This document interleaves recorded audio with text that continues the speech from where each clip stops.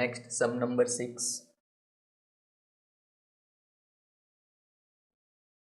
The data relating to production and cost of factory for the month of August 2012 is as under. Unit introduced 20,000 at a cost of rupees 74,800.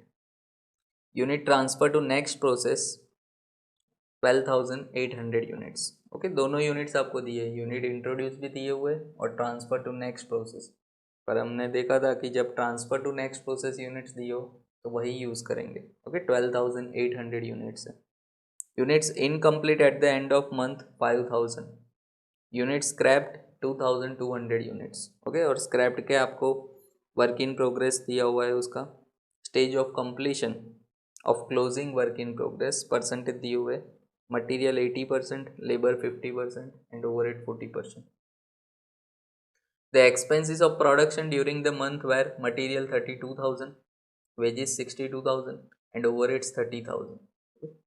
Normal wastage is considered 10% of input and scrap realizes rupees 2.4 per unit.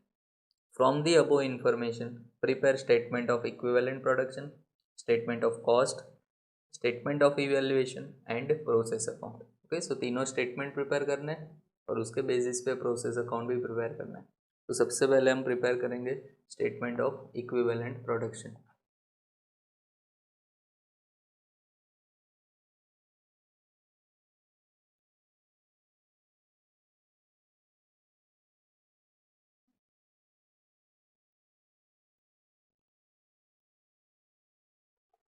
तो statement of equivalent production first आपको दिया हुआ है. Unit introduce 20,000 at a cost of rupees 74,800. अब 20,000 input units है.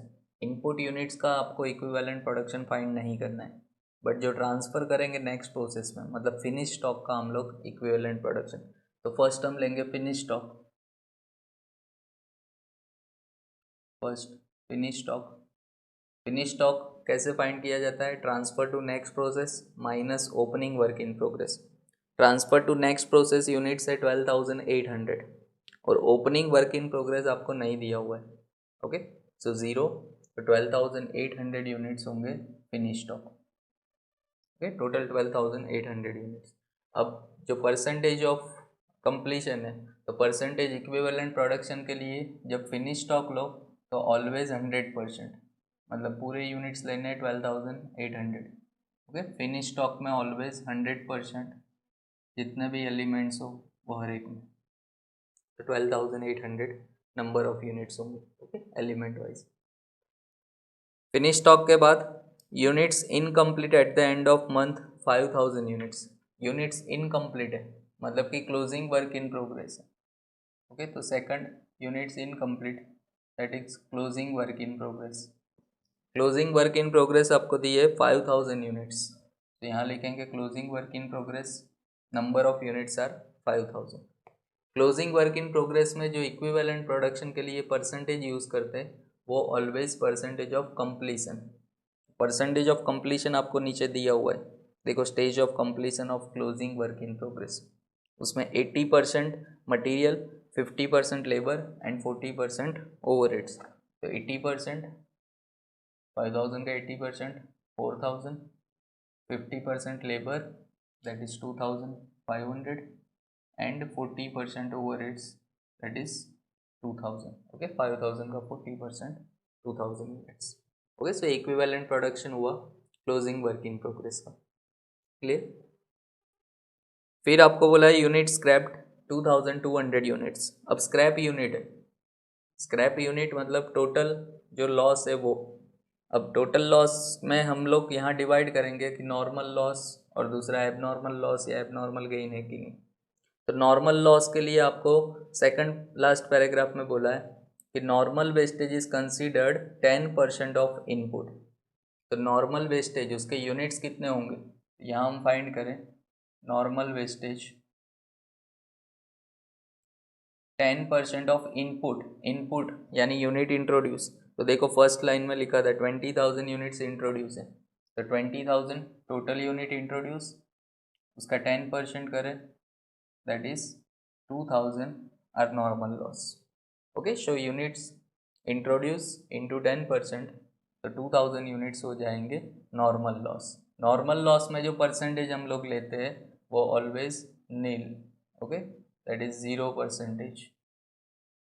Normal loss में 0%, तो number of units 0 होंगे।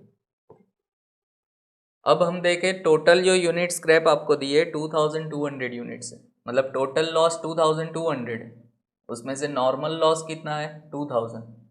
तो यहाँ पर जो 200 यूनिट्स है वो एक्स्ट्रा लॉस हुआ है। टोटल लॉस 2200 जिसमें नॉर्मल लॉस 2000 है, मतलब एक्स्ट्रा लॉस हुआ, और वो एक्स्ट्रा लॉस हम बोलेंगे abnormal loss, okay, abnormal wastage. Total unit scraped that is 2200 minus normal loss 2000, तो 200 यूनिट्स हो जाएगा एबनॉर्मल लॉस। अगर यूनिट स्क्रैप कम हो, सपोज 1500 होता है यूनिट स्क्रैप, टोटल लॉस 1500, सामने नॉर्मल लॉस 2000 है, तो फिर जो 500 यूनिट्स होते हैं जो कम लॉस हुआ है वो एबनॉर्मल गेन लेते हैं, ओके। बट यहाँ पर एक्स्ट्रा लॉस हुआ है तो एक्स्ट्रा लॉस मतलब वो होगा एबनॉर्मल लॉस। एबनॉर्मल लॉस में हम लेते हैं यूनिट्स, जो नंबर ऑफ यूनिट्स फाइंड करेंगे उसके लिए परसेंटेज, जब आपको दिए हो तो परसेंटेज ऑफ कंप्लीशन लेना है, ओके। तो यहाँ हम देखें परसेंटेज ऑफ कंप्लीशन तो आपको दिए, बट उसमें क्लियरली बोला है कि of closing work in progress, सिर्फ और सिर्फ क्लोजिंग वर्क इन प्रोग्रेस के लिए वो परसेंटेज यूज़ करना है, पर ऐसा नहीं बोला है कि वेस्टेज के लिए भी आपको वही परसेंटेज लेने। तो जब वेस्टेज के परसेंटेज ना दिए हो तो एबनॉर्मल लॉस के लिए ऑलवेज 100%, ओके। तो 200 का 100% दैट इज 200 यूनिट्स, यहाँ भी 100% लेंगे तो 200, यहाँ भी 100% मतलब 200 यूनिट्स, ओके। तो जब वेस्टेज के लिए कोई परसेंटेज ऑफ कंप्लीशन ना दिया हो तो आपको 100% लेना है। हाँ, अगर बोला हो कि percentage of completion for wastage तो हम लोग वो परसेंटेज लेंगे एबनॉर्मल लॉस में, ओके। नॉर्मल लॉस में तो हमें कोई परसेंटेज नहीं लेना है। Now we make the total, total हो जाएगा यहाँ पर नंबर ऑफ यूनिट्स का टोटल करें सो 20,000 होगा। मैंने आपको पहले भी बताया था कि ये जो टोटल आएगा वो यूनिट इंट्रोड्यूस जितना होगा, यहाँ पर आपको यूनिट इंट्रोड्यूस दी है 20,000, पर ओपनिंग स्टॉक हो तो वो ऐड करेंगे, बट ओपनिंग स्टॉक नहीं है, so total 20,000 unit introduce, okay. Material का टोटल करें तो मटेरियल का इक्विवेलेंट प्रोडक्शन हो जाएगा 17,000 यूनिट्स। लेबर का इक्विवेलेंट प्रोडक्शन करें तो 15,500 यूनिट्स, और ओवरहेड्स में हम लोग इक्विवेलेंट प्रोडक्शन का टोटल करें सो 15,000 यूनिट्स, ओके। सो ये तीनों के इक्विवेलेंट प्रोडक्शन हमें यहाँ मिले, मटेरियल, लेबर और overheads. Material 17,000, labour 15,500 and overheads 15,000। Clear? इसके बेस पे हम लोग प्रिपेयर करेंगे second statement which is statement of cost.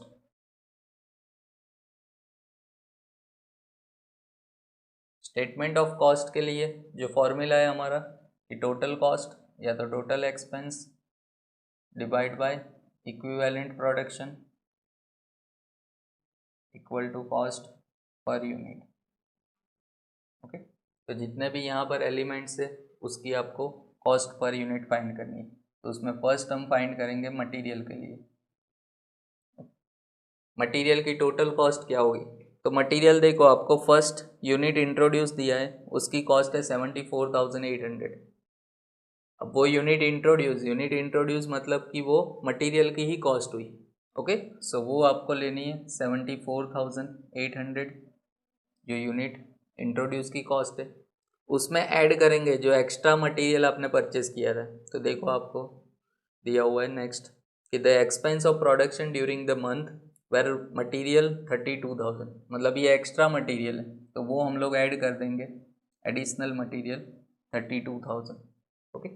और उसमें से हमें लेस करना है scrap of normal wastage, scrap of normal loss, okay, क्योंकि मटेरियल ही है वो, मटेरियल को हम लोग स्क्रैप में सेल करेंगे। तो टोटल जो नॉर्मल लॉस था, नॉर्मल लॉस कितने यूनिट्स 2000 यूनिट्स, पर उसकी स्क्रैप वैल्यू यहाँ आपको माइनस करनी है, जो स्क्रैप रियलाइज हुई वो मटेरियल में से माइनस करेंगे। तो स्क्रैप रियलाइज की वैल्यू आपको दी है सेकंड लास्ट पैराग्राफ में 2.40 पर यूनिट। ओके, सो ₹2.40 यहाँ पर मल्टीप्लाई करें तो 4800 हो जाएगा स्क्रैप। ओके, तो वो माइनस करना है। तो यहाँ नेट कॉस्ट हम लोग फाइंड करें 74,800 प्लस 32,000 माइनस 4,800, सो 1,02,000 बट जो हो जाएगी नेट मटेरियल कॉस्ट 1,02,000। और उसे डिवाइड करेंगे इक्विवेलेंट प्रोडक्शन जो मटेरियल का था, मटेरियल के नंबर ऑफ यूनिट्स 17,000, तो कॉस्ट पर यूनिट हो जाएगी ₹6 पर material cost per unit ₹6। Clear? So material पे आपको ये ध्यान रखना है, अगर यूनिट इंट्रोड्यूस की कॉस्ट दी है तो वो, प्लस अगर कोई एडिशनल मटेरियल है तो वो लेना है, और उसमें से लेस करना है scrap value of normal loss, सिर्फ नॉर्मल लॉस की स्क्रैप वैल्यू। ओके, तो नॉर्मल लॉस 2000 यूनिट्स थे जो हमने ऊपर फाइंड किया, और per unit 2.40 scrap value 4800। Okay, same labour के लिए, लेबर में ऐसा कुछ नहीं करना है, जो भी टोटल आपको दिए हो, हाँ अगर ओपनिंग लेबर हो तो वो ऐड करेंगे, बट यहाँ ऐसा कुछ नहीं है।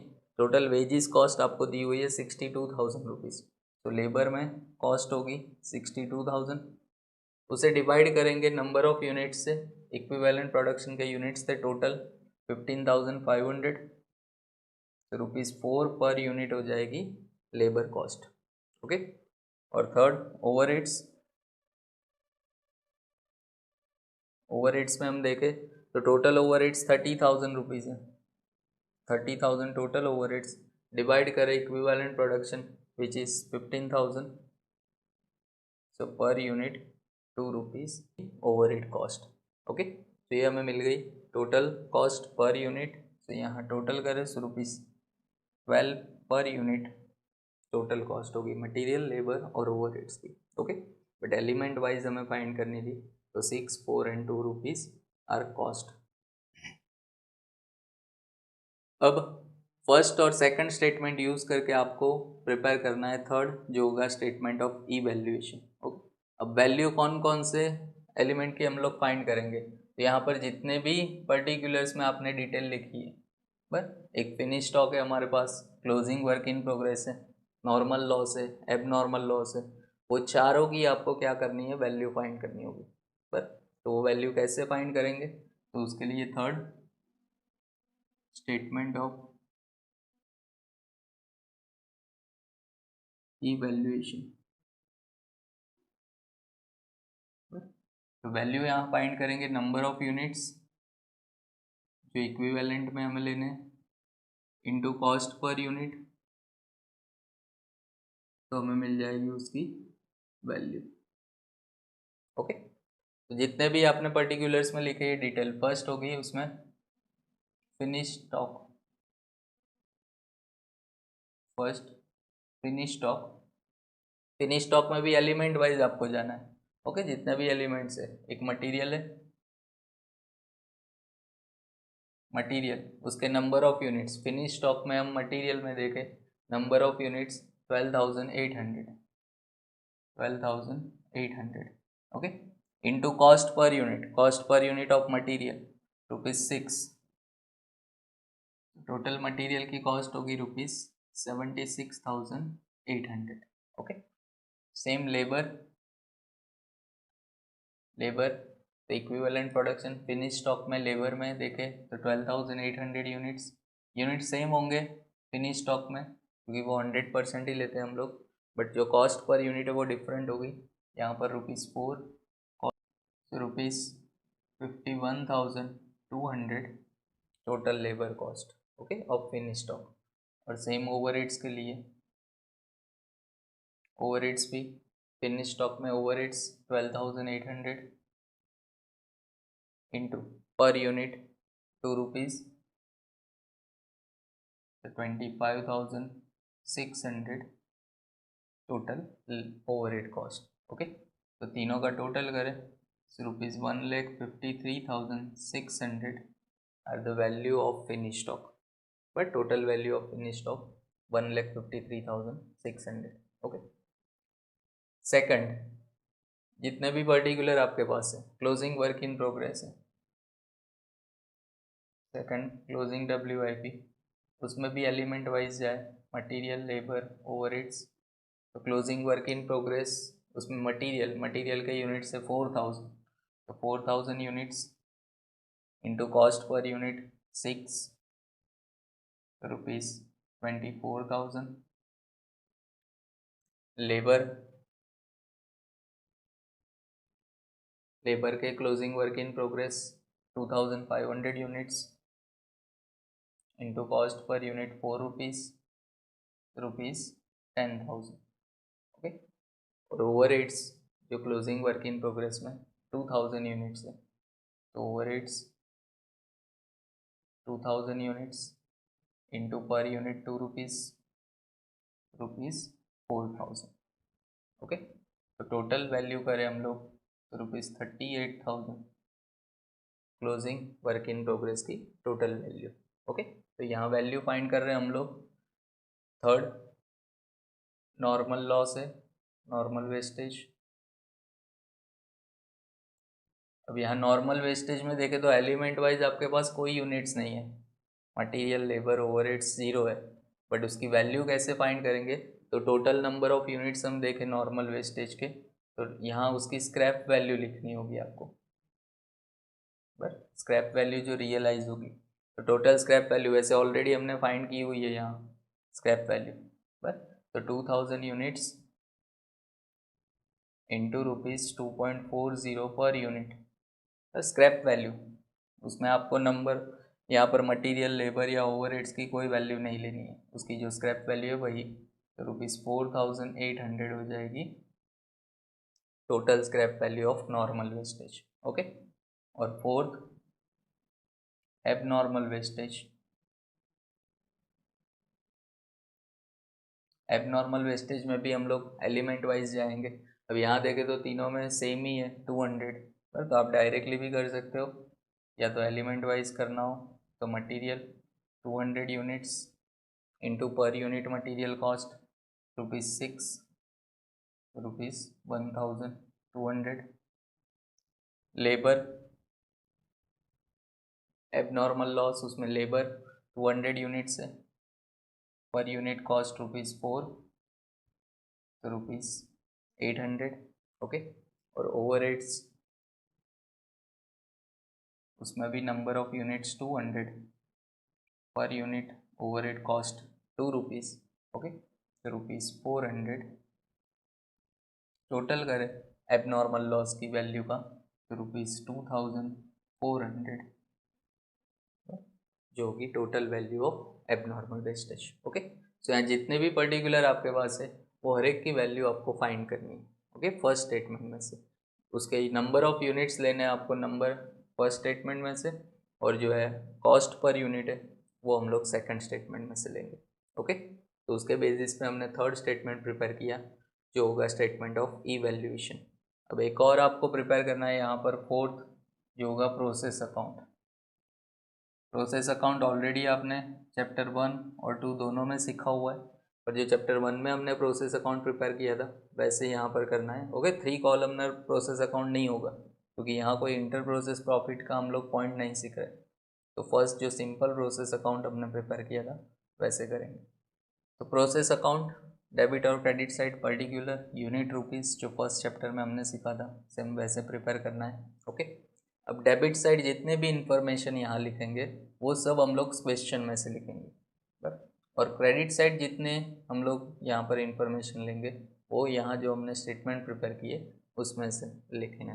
ओके, तो सबसे पहले डेबिट साइड देखो, डेबिट साइड क्या क्या आता था, तो हम रिवाइज करें चैप्टर 1 को, तो डेबिट साइड हम लोग मटेरियल कॉस्ट लिखते थे, लेबर, ओवरहेड्स, ओपनिंग स्टॉक हो तो वो लिखते थे। ओके, और अगर कोई एबनॉर्मल गेइन हो तो वो लिखते थे, अगर एबनॉर्मल गेइन हो तो उसकी वैल्यू हम लोग आंसर में से ही लेंगे, मतलब स्टेटमेंट में से। ओके, क्रेडिट साइड हम नॉर्मल वेस्टेज, एबनॉर्मल वेस्टेज, या तो फिनिश स्टॉक या तो क्लोजिंग स्टॉक, बराबर वो सब लिखते थे, तो वो आपको क्रेडिट साइड, तो क्रेडिट साइड जितनी इन्फॉर्मेशन है वो सब हम लोग स्टेटमेंट में से लिखेंगे, बट डेबिट साइड की सारी इन्फॉर्मेशन हम लोग यहाँ पर जो क्वेश्चन है उसमें से लिखेंगे। तो सबसे पहले हम लोग टू रॉ मटेरियल जो परचेस किया है यूनिट इंट्रोड्यूस, तो डेबिट साइड लिखेंगे 2 यूनिट इंट्रोड्यूस्ड। तो देखो फर्स्ट आपको लाइन में दिया हुआ है 20,000 यूनिट्स इंट्रोड्यूस किए, तो 20,000 नंबर ऑफ यूनिट्स में लेने, और उसकी वैल्यू भी आपको दी है 74,800। अमाउंट यूनिट्स दोनों डेबिट साइड की जितनी इन्फॉर्मेशन है वो सब क्वेश्चन में से लेना। ओके, फिर डेबिट साइड हम लोग एक्सपेंसेस लिखते थे। एक्सपेंसेस में एक मटेरियल एक्सपेंस था, यहाँ टू मटेरियल का एक्सपेंस आपको देखो राइट साइड दिया हुआ है, मटेरियल ₹32,000, उसके यूनिट्स ऑलरेडी लिख दिए, यहाँ सिर्फ उसकी अमाउंट लिखनी है 32,000। फिर लेबर एक्सपेंस है तो टू वेजिस या तो लेबर, वेजिस के एक्सपेंस है जो 62,000 रुपीज़, उसमें नंबर ऑफ यूनिट्स नहीं लिखे जाते। और ओवर तो टू ओवर उसकी भी आपको अमाउंट दी है 30,000 रुपीज़। क्लियर? तो ये हम लोग डेबिट साइड जितनी इन्फॉर्मेशन है वो हमने इस क्वेश्चन में से लिखी, पर यूनिट्स और बाकी के एक्सपेंसेस। अब क्रेडिट साइड आता है। क्रेडिट साइड एक होता है नॉर्मल वेस्टेज, यहाँ क्रेडिट साइड लिखेंगे बाय नॉर्मल वेस्टेज। उसके नंबर ऑफ यूनिट्स देखें तो नंबर ऑफ यूनिट्स हम लोग यहाँ से लिखेंगे, बट जो फर्स्ट स्टेटमेंट हमने प्रिपेयर किया ये नंबर ऑफ यूनिट्स आपको यूज़ करने। नॉर्मल वेस्टेज के जो यूनिट्स है वो 2,000 उसके यूनिट्स, और जो वैल्यू है, जो अमाउंट है, वो आपको थर्ड स्टेटमेंट में से लिखना है। तो नॉर्मल वेस्टेज की जो वैल्यू है 4,800, तो अमाउंट हम लोग लिखेंगे यहाँ पर 4,800। क्लियर? तो ये फर्स्ट नॉर्मल वेस्टेज। सेकंड है एबनॉर्मल वेस्टेज, तो बाय एबनॉर्मल वेस्टेज लिखा जाता है। हाँ, अगर एबनॉर्मल गेन हो तो उसे हम डेबिट साइड लिखेंगे, पर उसमें भी सेम यूनिट्स यहाँ से लेना है, वैल्यू यहाँ से। एबनॉर्मल वेस्टेज में भी यूनिट्स टोटल 200 टोटल लेना है। ओके, 200 यूनिट्स, और उसकी जो वैल्यू है तो एबनॉर्मल वेस्टेज की वैल्यू ये रही 2,400। उसके बाद यूनिट ट्रांसफ़र होते हैं, तो by unit transfer to next process. Okay, मतलब प्रोसेस टू अकाउंट में या तो फिनिश स्टॉक में हम लोग जो ट्रांसफ़र करेंगे, तो बाय फिनिश स्टॉक अकाउंट जो यूनिट ट्रांसफ़र करना है। फिनिश स्टॉक टोटल 12,800 यूनिट्स है, तो number of units first statement में से टोटल, और उसकी जो वैल्यू है स्टेटमेंट 3 में से 1,53,600। ओके, 1,53,600। और last closing work in progress, वो भी क्रेडिट साइड लिखा जाता है, तो by closing work in progress उसके नंबर ऑफ यूनिट्स है 5,000, तो यहाँ नंबर ऑफ यूनिट्स में लिखेंगे 5,000। ओके, और उसकी जो वैल्यू है स्टेटमेंट 3 में से दैट इज़ 38,000। क्लियर? इतनी इन्फॉर्मेशन है हमारे पास। यहाँ कोई एबनॉर्मल गेन नहीं है, अगर एबनॉर्मल गेन होता तो उसे डेबिट साइड लिखते। अब आप टोटल करोगे दोनों साइड का तो इक्वल हो जाएगा। नंबर ऑफ यूनिट्स यहाँ डेबिट साइड 20,000 है, same number of units credit side होंगे 20,000। ओके, यहाँ भी आप देख सकते हो कि ये चारों यूनिट्स हमने लिखे, उसका टोटल 20,000 यूनिट्स होगा। ओके, और अमाउंट का टोटल करोगे यहाँ तो 1,98,800। Okay, same amount credit side होगी 1,98,800। क्लियर? तो इस तरह से आपको पूरा प्रोसेस अकाउंट प्रिपेयर करना है। प्रोसेस अकाउंट डेबिट साइड की जितनी इन्फॉर्मेशन है, जितने भी एक्सपेंस है, ओपनिंग वर्क इन प्रोग्रेस हो, वो सब क्वेश्चन में से लिखना है। क्रेडिट साइड जो वेस्टेज या तो क्लोजिंग वर्क इन प्रोग्रेस या तो फिनिश स्टॉक लिखते हैं, वो सब हम लोग फर्स्ट और थर्ड स्टेटमेंट यूज़ करते हैं। सेकंड स्टेटमेंट सिर्फ वैल्यू फाइंड करने के लिए यूज़ किया जाता है, अदरवाइज उसे हम लोग कहीं दूसरा यूज़ नहीं होता है। ओके, तो इस तरह से आपको पूरा प्रोसेस अकाउंट कंप्लीट करना है।